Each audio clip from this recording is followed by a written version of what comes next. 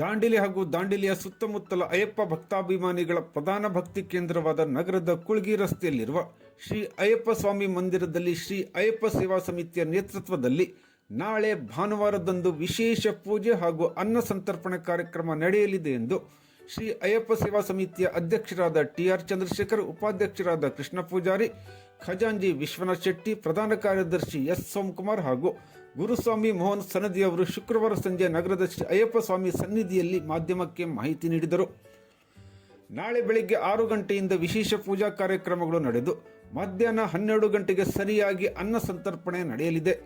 ಅದೇ ದಿನ ಸಂಜೆ 4 ಗಂಟೆಗೆ ಸರಿಯಾಗಿ ಶ್ರೀ ಸ್ವಾಮಿ ಸನ್ನಿಧಿಯಿಂದ ಶ್ರೀ ಸ್ವಾಮಿಯ ಭವ್ಯ ಶೋಭಾಯಾತ್ರೆಯು ನಗರದ ಪ್ರಮುಖ ರಸ್ತೆಗಳಲ್ಲಿ ಸಂಚರಿಸಲಿದೆ.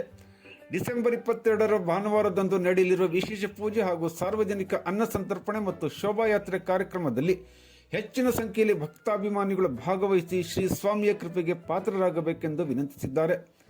ಈ ಸಂದರ್ಭದಲ್ಲಿ ಶ್ರೀ ಅಯ್ಯಪ್ಪ ಸೇವಾ ಸಮಿತಿಯ ಪದಾಧಿಕಾರಿಗಳಾದ ಅನಿಲ್ ದಣ್ಗಲ್, ರಾಜಶೇಖರ್ ಪಾಟೀಲ್, ಸುರೇಶ್ ನಾಯರ್, ಮಂಜುನಾಥ್ ಪಾಟೀಲ್, ಅನಿಲ್ ನಾಯ್ಕರ್ ಸೇರಿದಂತೆ ಸಮಿತಿಯ ಪದಾಧಿಕಾರಿಗಳು, ಸದಸ್ಯರು ಹಾಗೂ ಅಯ್ಯಪ್ಪ ಮಾಲಾಧಾರಿಗಳು ಉಪಸ್ಥಿತರಿದ್ದರು.